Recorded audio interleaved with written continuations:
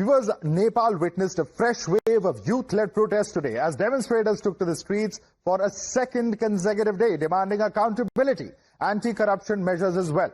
The unrest, which erupted after a controversial government decision and a social media blackout, turned violent, with protesters storming homes of political leaders and ultimately the fall of the KP Sharma Oli government.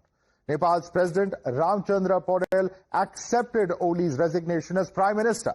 Shortly after tendering his resignation, he was also seen fleeing in an army chopper, the destination unknown. However, what transpired in Nepal over the last 48 hours is nothing short of dramatic and has once again raised concerns over instability in the region after what we witnessed in Sri Lanka and Bangladesh as well over the last few years. Let's first show you some of the most dramatic pictures from earlier today, which put into context the nature of this Gen Z uprising that almost came out of nowhere. Let's take a quick look at it. The first visual that we are bringing you is of the parliament that has been set ablaze. A shocking picture, thick grey smoke billowing out of that landmark building. That is, of course, the Nepal parliament in Kathmandu. You can see the crowds, thousands of people who are in fact gathered outside it. And this is perhaps the most symbolic visual of the anger of the Gen Z in Nepal that has been reflected in this. Let's listen into the common citizens of Nepal to try and understand where this rage is coming from.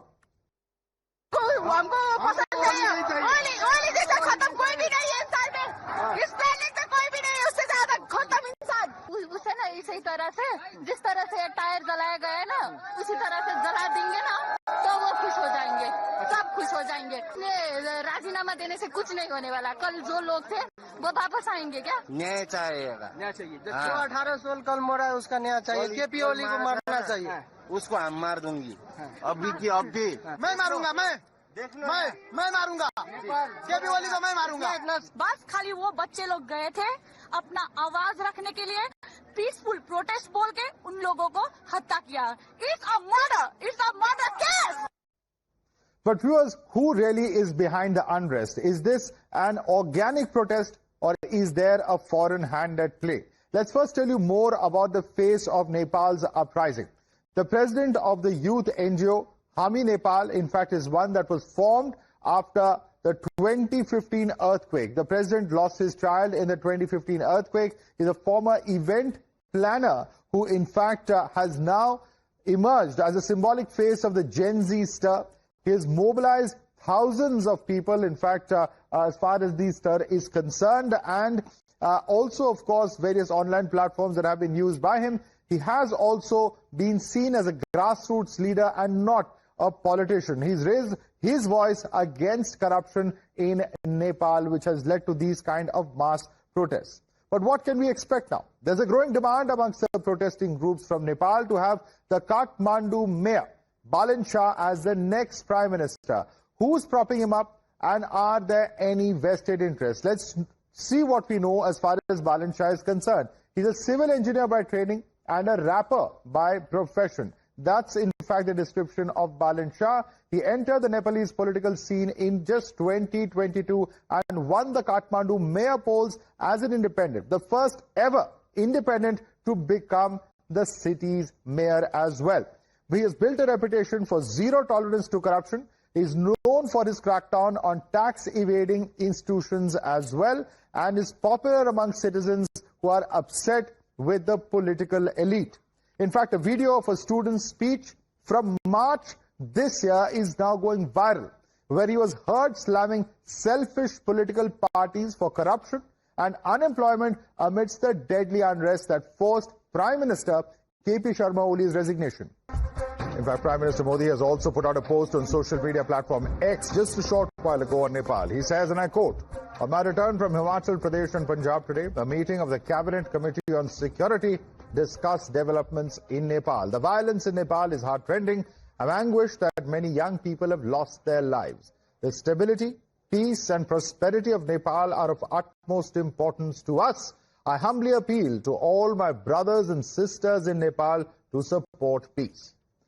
Let's quickly open this up and take it across to our guest. Joining us is Ashok Sajanhar, former diplomat. Patikrit Pain is geopolitical analyst joining us. We have Amar Pradhan, senior journalist from Nepal, joining us. Usha Rajak is a Nepalese actress and model. Also with us is Salahuddin Shoaib Chaudhary, editor of Blitz and a Bangladeshi journalist. Let me start first and foremost with Amar Pradhan. Amar Pradhan, what really has gone on? We saw this clip which went viral, several months ago. In fact, it was in March. 6 months later, we're looking at the rage actually spilling out on the streets. What really has led to this? And is this something that is organic? That's something that is developed on its own on ground in Nepal? Or are there other factors? Yes, there are several factors working on this. But first of all, I'd like to draw your attention towards what happened yesterday. Like yesterday, the massacre of the students. This was something like what happened in China back in 1989, the Tiananmen Square massacre. It was something like that, the proportion of killing. Something that had never happened in Nepal's history. Some 20 students were gunned down. The students were in their school dresses. So that was a very deplorable incident. And like today, the Nepali people, when they woke up this morning, today there was some kind of confusion regarding now where this Generation Z movement will head to.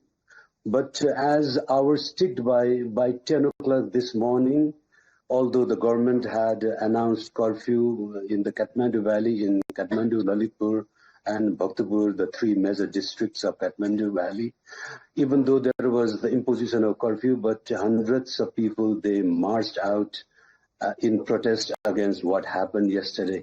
So it was a very sporadic, very spontaneous movement. So although Nepal, all those cases of geopolitics, the issues of geopolitics, Nepal geographically in a very, very critical position, sandwiched between China in the north and India in the south. So although at this moment it can be said that this is a very organic kind of movement, but the conspiracy theories, they can't be ruled out at this moment. All right, let me take this across. In fact, all right, look at this kind of pictures coming in. Is this planned? Is this organic? Was there social media messages spread for people to gather? Let's quickly get in a sense from Ashok Sajanhar. Ashok Sajanhar, just look at this way in which the parliament has been set ablaze. This is the Nepalese parliament. Can we really say that this was an organic protest? Because it's widespread. It's not just in Kathmandu. It's across the length and breadth of Nepal that we're seeing similar protests take place. The manner in which leaders have been singled out and targeted. Is this more than just an outpouring of anger is a question that comes to mind, Mr. Sajanhar? Yeah, thank you very much, Madhav. It does raise very many questions, and we'll really have to wait for more investigation, more information, more news to come out before we can have, draw some conclusions from it. But of course, it raises many doubts and many speculations, etc. But I think also on the other side, Madhav, what really needs to be seen is that it all happened very suddenly. In all the other cases where it has happened, let's say in Bangladesh, where we know that it was the United States behind it, because they had made it very, very clear that they were not supportive of Sheikh Hasina. They thought that she was not democratic, and all the elections that she had conducted, particularly the last one, that was rigged, and even before that. So, it was very well known that America and the West was opposed to Sheikh Hasina. So, the funding coming from there and preparing the ground for that. But here, as far as, you did mention about Hami Nepal and, some of the other NGOs also are receiving, it's been reported that they had been receiving some funding from foreign bodies, foreign organizations, from US aid, etc. But there was no obvious and no sort of, visible support to anything against the government, and it all happened very suddenly. Now, to the question, Madhav, that you raised that, all these government leaders and politicians, they have been targeted. I think the social media app ban really served as a trigger. It served as, the last straw on the camel's back, which broke the camel's back. But the real issues, the real concerns were of corruption, were of misgovernance, were of economic issues, in terms of the governance of the state. Yes, of course. Certainly those questions of governance were there. What is happening on... Let me bring in, in fact, Usha Rajak. Usha Rajak, just look at the manner in which the brutality with which houses have been burnt. Ex-PM's wife has been burnt alive. That's the picture of Rajalakshmi Chitrakar. We can't even show that for obvious reasons. What has driven people to this extent to start taking lives, to start killing people? This is not how, and look at, this is a media house office that has been, literally set ablaze. What's really going on? Thanks for the question. Yes, we are a country infested with corruption. We have been speaking against it for years, and this is a country where journalists are controlled, they are threatened. I am a former journalist myself. I am a published journalist, a student of journalism and mass communication, and I cannot practice that here because of its dangers. My family will never allow me to practice that here. That's the kind of country we live in. And you can only imagine the people's rights. Everything is controlled. You see the political power, they are all controlled. People live in fear. People have been living in fear for years, and the ones who have power has been in corruption. Corrupted power has been in abundance for years, and the people were angry. I would like to mention that it is not only that. The Gen Z Andolan, it has become now very, very infiltrated, and this is not what Nepalese new generation are. This is not a representation. The level of violence that has been demonstrated today, it is not us. This is clearly a political terrorism move. By whom? But by whom is a big question, because look at this. You have Mr. Dioba, whose pictures we were just seeing. He's not in power currently. He has been beaten black and blue. He's a senior citizen. Just look at the manner in which he's been beaten up. There are innocent people who are losing their lives. And who's going to compensate or rebuild the buildings, the institutions that have been completely destroyed in this wave of violence? One can understand protests, and protests sometimes can get out of hand. But this appears to be, well planned and orchestrated. Usha Rajak? Yes. This is well planned and orchestrated. Sorry, I'm nervous. I have not slept for the last 2 nights because of what has happened. It has been a shock. I have got a young child myself, and it could have been her, out in the street. So sorry for my bluntness and everything. We are emotional here. No, I can understand your emotion. I can understand your emotion. I'll give you a moment to... I would still like to answer this. Yeah. It is who did this? Who did this? In recent times, we have seen what Bangladesh has been through and what Ukraine has been through. Why is it that we have an artist, a rapper up in the front, whereas in Ukraine there has been a comedian. He was elected somehow, And is this not a control from the outside?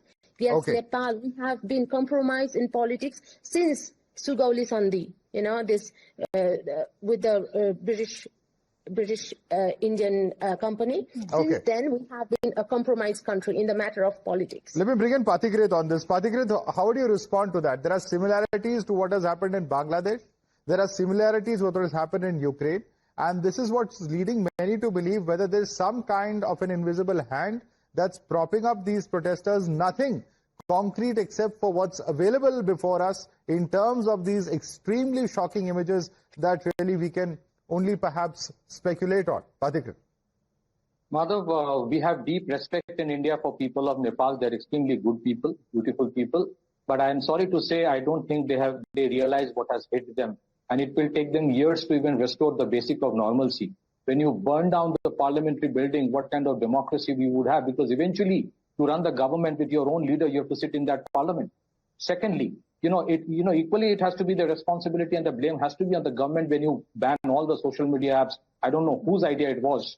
And, when you kill people like that, there will be reaction. But I think when 500,000 people coming together, exactly knowing where to go, what to burn down, this is entirely orchestrated. This cannot be organic. This is organized. And if you ask me, this is exactly the template that we have seen during Arab Spring. Country after country, it was the students who were instigated in the name of democracy. You had mayhem. They were forced to do violence, and the governments, by mistake, fired back. And suddenly the students had weapons to fire and fight against their own government. And then the protest took the shape of a movement. The movement took the shape of a civil unrest. The civil unrest took the shape of an anarchy, and the anarchy took the shape of a civil war. And today, when the people of Syria or Libya or Iraq turn back and look at what they have done to their own countries in the name of student protest, their countries have been destroyed and reduced to rubble. If you look at in Bangladesh, they kept on saying Sheikh Hasina is corrupt, Sheikh Hasina is undemocratic. I agree, that is their choice. But why burn down critical infrastructures which has been made by your own taxpayers' money? In the last 1 year, those who were saying that we want a democratic interim government, that government, who is running that government? Somebody who came from the Western countries to be planted over there. That person is very reluctant to hold election. And you had a bunch of students who have been made ministers with absolutely no clue about public policy, foreign policy, and how to run the country. You can ask anybody in Bangladesh if they are better off today than what they were probably 1.5 years back. So we have the deepest of respect for people of Nepal. We wish them good. But I think somewhere the innocent, good people with genuine interest for a protest have been totally hijacked by external elements. There are some people who actually from the invisible cloak were pulling the strings to do something where irrespective of whoever... So there is an invisible hand. There is a possible invisible hand. Let me bring in Salahuddin Chaudhary on this. Salahuddin Chaudhary, corruption, unemployment, nepotism, invisible hand, orchestrated protest. What has caused this? Or all of the above? Thank you very much, Madhavdas G.